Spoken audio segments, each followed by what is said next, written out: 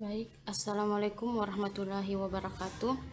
Eh, Pada kesempatan kali ini saya akan eh, menjelaskan apa itu analisis PET untuk memenuhi tugas dari metode analisis data.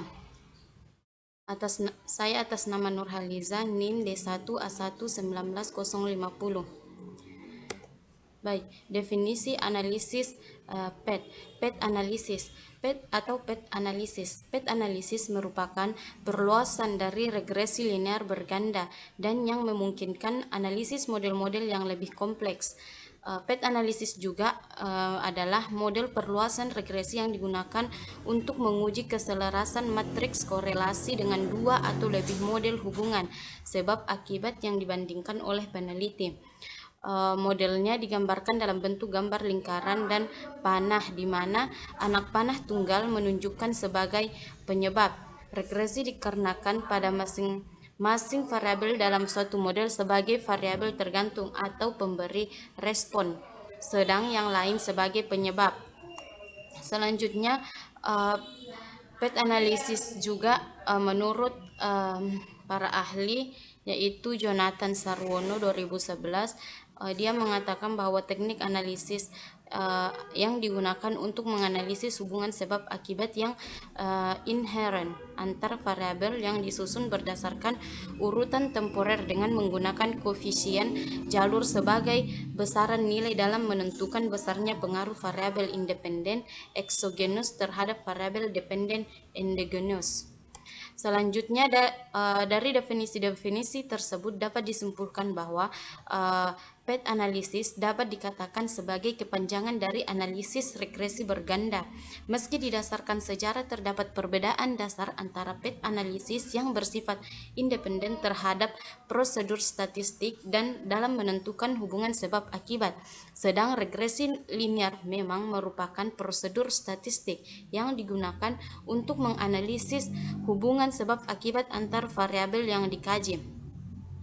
Selanjutnya jenis-jenis PET analisis. Yang pertama itu data metrik berskala interval, yang kedua ukuran sampel yang memadai sebaiknya di atas 100 dan idealnya 400 sampai 1000. Yang ketiga terdapat variabel independen, exogenous dan dependen endogenous untuk model regresi untuk model regresi berganda dan variabel perantara untuk model mediasi dan model gabungan mediasi dan regresi berganda serta model kompleks. Selanjutnya pola hubungan antara variabel. Pola hubungan antara variabel hanya satu arah, tidak boleh ada hubungan timbal balik. Yang selanjutnya hubungan sebab akibat didasarkan pada teori yang sudah ada dengan asumsi sebelumnya menyatakan bahwa memang terdapat hubungan sebab akibat dalam variabel yang sedang kita teliti. Kelebihan dari analisis PET ada 4. Yang pertama, kemampuan menguji model keseluruhan dan parameter individual. Yang kedua, kemampuan pemodelan beberapa variabel mediator perantara. Yang ketiga, kemampuan mengestimasi dengan menggunakan persamaan yang dapat melihat semua kemungkinan hubungan sebab akibat pada semua variabel dalam model. Yang keempat, kemampuan melakukan dekomposisi korelasi menjadi hubungan yang bersifat sebab akibat causal relation seperti pengaruh langsung direct effect dan pengaruh tidak langsung atau indirect effect, dan bukan sebab akibat non causal asosiatif seperti komponen smooth process. Selanjutnya, kelemahan dari analisis PET ini ada 5. Yang pertama, tidak dapat mengurangi dampak kesalahan pengukuran. Yang kedua, analisis PET hanya mempunyai variabel-variabel yang dapat diobservasi secara langsung. Yang ketiga, analisis PET tidak mempunyai indikator-indikator suatu variabel laten. Yang keempat, karena analisis PET merupakan perpanjangan regresi linear berganda, maka semua asumsi dalam rumus ini harus diikuti. Yang kelima, sebab akibat dalam model hanya bersifat searah atau one direction, tidak boleh bersifat timbal balik atau reciprocal. Selanjutnya, langkah-langkah dalam analisis PET. Yang pertama, perencanaan model. Perencanaan model ini berdasarkan konsep atau teori secara teoritis. Misalnya, variabel motivasi berpengaruh terhadap kepuasan dan loyalitas. Loyalitas dipengaruhi oleh kepuasan. Variabel kepuasan dan loyalitas berpengaruh terhadap kinerja. Yang selanjutnya, berdasarkan hubungan-hubungan antar variabel secara teoritis tersebut dapat dibuat model hipotetik. Yang kedua, asumsi. Asumsi yang melandasi analisis PET ini yaitu di dalam model analisis PET, hubungan antar variabel adalah linear dan aditif. Yang kedua, hanya model rekursif dapat dipertimbangkan, yaitu hanya sistem aliran causal ke satu arah, sedangkan pada model yang mengandung causal bolak-balik tidak dapat dilakukan analisis PET. Yang ketiga, data variabel endogen minimal dalam skala interval. Yang keempat, observasi variabel diukur tanpa kesalahan atau instrumen pengukuran valid dan reliable. Yang kelima, model yang analisis dispesifikasikan atau diidentifikasi dengan benar berdasarkan teori-teori dan konsep-konsep yang relevan. Yang ketiga itu pendugaan parameter atau perhitungan koefisien jalur. Metode perhitungan koefisien jalur terdapat 3 cara, yaitu pendekatan matriks korelasi, koefisien yang kedua koefisien regresi dilanjutkan dengan suatu perhitungan matematik dalam yang ketiga, koefisien regresi standardis. Metode regresi standardis dipilih karena metode ini hanya dipandang paling sederhana. Di samping itu, perhitungan goodness of fit berupa koefisien determinasi total dapat dilakukan secara sederhana dan pelaksanaan teori trimming dapat dilakukan dengan mudah. Yang keempat, validasi model koefisien determinasi total.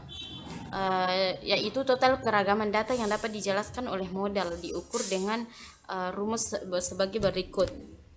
Yang kedua, interpretasi, ya mirip dengan interpretasi koefisien determinasi atau R2 pada analisis regresi. Yang kelima, interpretasi. Langkah terakhir di dalam analisis PET adalah melakukan interpretasi hasil analisis. Yang pertama, dengan memperhatikan hasil validasi model. Untuk data ilustrasi diperoleh informasi sebagai berikut. Yang pertama itu berdasarkan koefisien determinasi total diperoleh bahwa model dapat menjelaskan informasi yang terkandung di dalam data sebesar 61,28%. Angka ini cukup besar sehingga layak dilakukan interpretasi lebih lanjut. Yang kedua, lintas pengaruh yang signifikan adalah dari motivasi ke kinerja melalui loyalitas. Selanjutnya, kedua, perhitungan berpengaruh total dari setiap variabel yang mempunyai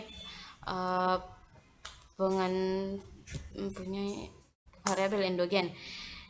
Di sini ada 4, yaitu di dalam ilustrasi seandainya seluruh lintasan signifikan maka harus dihitung pengaruh total dari motivasi, kepuasan dan loyalitas terhadap kinerja. Yang kedua, variabel dengan pengaruh total terbesar adalah yang memiliki pengaruh terkuat.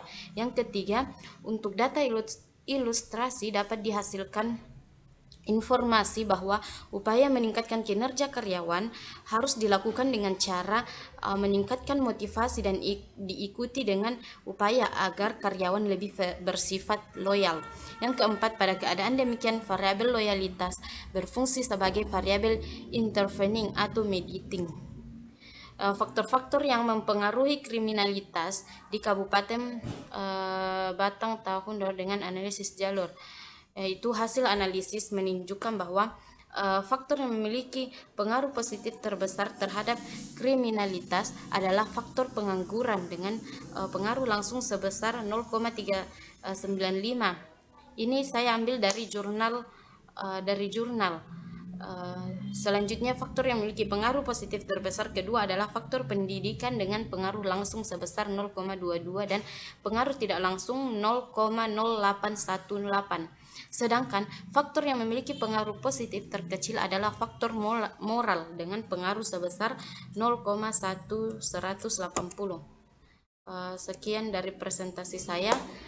mohon kurangnya dimaafkan. Wabillahi taufiq wal hidayah. Wassalamualaikum warahmatullahi wabarakatuh.